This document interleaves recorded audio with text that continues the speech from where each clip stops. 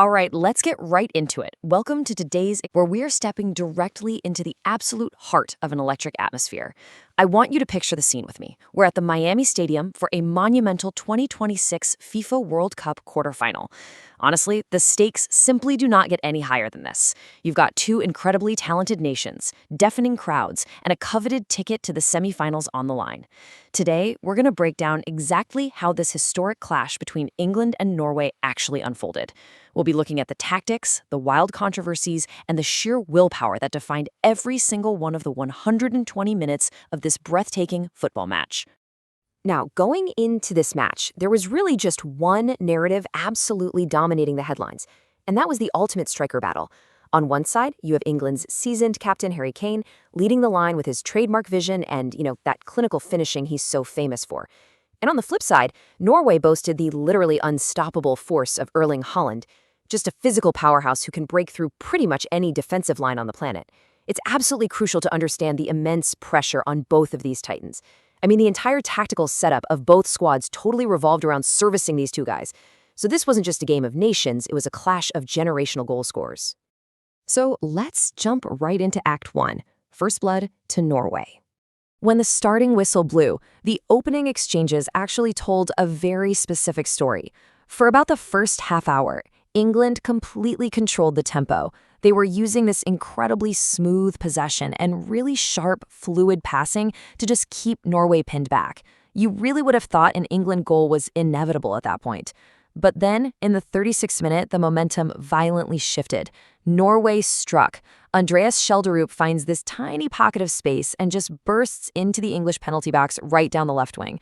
Totally against the run of play, he unleashes this stunning, dipping strike. The ball rattles sharply off the right post and flies directly into the back of the net. It was this flash of individual brilliance that completely shattered England's early control, and as you can imagine, it sent the Norwegian fans down in Miami into an absolute frenzy. That single moment left England, quite frankly, completely stunned. All of that fluid passing, all that tactical dominance we were just talking about, it instantly felt hollow. But to their credit, England tried to fire back right away. Almost immediately after the restart, Harry Kane actually thought he had restored parity. He puts the ball in the net, and for a split second, it looked like this perfect, rapid response. But those celebrations were abruptly cut short by the linesman's offside flag. So despite England's instant pushback, Norway held on to their shock lead. Which brings us to Act 2, the controversial equalizer. As the first half was drawing to a close, the tension in that stadium was just palpable. It looked for all the world like Norway was going to head into the dugout with a massive psychological advantage. England was desperately pressing, right? Just trying to find any crack in the Norwegian armor before the break. So picture this. We are now in the final seconds of first half stoppage time, right? At the 45-plus minute mark. The referee is looking at his watch. The halftime whistle is literally seconds away, and Norway is just trying to clear their lines and get into the locker room. But then, total chaos ensues. Let's actually break down this incredibly bizarre sequence step by step. Step 1. A Norwegian goal kick is launched downfield, but it appears to strike an overhead aerial camera cable. Now, under normal circumstances, this might result in a stoppage, right? But here in Step 2, the referee plays on. And this split-second decision creates a massive transition opportunity. Step 3, the ball falls to England's breakout youngster Elliot Anderson, and he doesn't hesitate for a second. He quickly distributes the ball out wide. And finally, Step 4, Anthony Gordon delivers this precise, incredibly dangerous cross from the left wing into a very crowded box. There, completely surrounded by 4 Norwegian defenders, Jude Bellingham calmly slots home a low finish.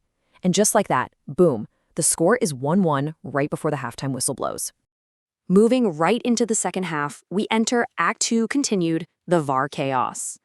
So the teams emerged for the second half tied at 1 apiece, but the match quickly transformed into this grueling tactical chess match.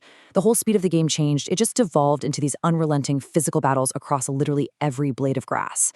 And then the tension boiled over in the 56th minute. Norway really believed they had recaptured the lead. Following a highly chaotic corner kick, Torbjorn Heggem somehow manages to bundle a rebound past England goalkeeper Jordan Pickford. Norway's celebrating, but the English players immediately surround the official, demanding a review. What follows is an incredibly tense VAR check that leaves the entire stadium holding its collective breath. Ultimately, the officials rule to disallow the goal. The objective ruling on the pitch was an offside and a foul involving Erling Haaland in the build-up. Now, obviously, that was highly controversial depending on which side of the stadium you were sitting on, but the referee's decision stood, wiping the goal off the board and keeping the game completely level. Following that crazy VAR decision, both teams pushed their physical limits to the absolute brink. But stubborn defenses and some seriously heroic goalkeeping kept the score deadlocked at 1-1 at the end of the regulation 90 minutes. Which brings us to the ultimate question. Who on earth would survive a punishing extra time? I mean, think about the physical toll of 90 minutes of high-intensity, high-stakes football in the Miami climate. This was no longer just a tactics, folks. It was a pure test of endurance and willpower. And that ushers us into Act 3, extra time and victory. With a coveted semifinal ticket resting on a knife's edge, you could literally see the exhausted bodies on both sides. Players were battling cramps, heavily relying on their coaching staff for water, for tactical reminders. It was so clear that whoever could summon just one more burst of energy was going to win this quarterfinal. And the decisive moment? It didn't take long once extra time began. Early in the 93rd minute, just moments into the first period of extra time, the deadlock was finally broken. The sheer speed of this strike caught everyone completely off guard, proving that even with exhausted legs, world-class players only need a fraction of a second to change history. Let's break down exactly how this winning goal was constructed. It all starts with Morgan Rogers. He cuts inside from about 30 yards out and just unleashes this vicious, curling shot toward the target. It's a swerving, really difficult ball to track. Norway's goalkeeper, Orjan Nolan, scrambles across his line to make the save, but he fails to cleanly hold on to the ball. It squirts loose directly into the 6-yard box. And right here, this is where anticipation becomes absolutely everything. Recognizing the mistake instantly, Jude Bellingham reacts with lightning speed. He lunges forward, beating the defenders to the ball, and just smashes the rebound right into the roof of the net. That strike gave England a 2-1 lead, and it sparked absolute pandemonium. The traveling English supporters completely erupted. I mean, the emotional release of taking the lead in extra time after such a demanding, controversial 90 minutes was just massive. But with 25 minutes of extra time still left on the clock, England knew they had to immediately refocus. And Norway, well, they knew they had absolutely nothing left to lose. Those final minutes saw a massive clash of strategies. On one side, Norway showed sheer desperation. They pushed absolutely everyone forward. In a really striking and telling tactical move, a heavily fatigued Erling Haaland was actually substituted out for Jurgen Strand Larsen, just to provide some fresh legs for this massive aerial bombardment. Norway was winning late corners, generating these frantic box scrambles, but on the other side, we see England's answer, a remarkably resilient defense anchored by Jordan Pickford. Pickford was immense in these final minutes. He was perfectly commanding his penalty area, decisively punching away dangerous crosses, and stubbornly holding his ground amidst all the chaos. When the final whistle finally, mercifully, blew after 120 minutes of breathtaking football, it was official. England had sealed their spot in the World Cup semifinals for just the 4th time in their entire history.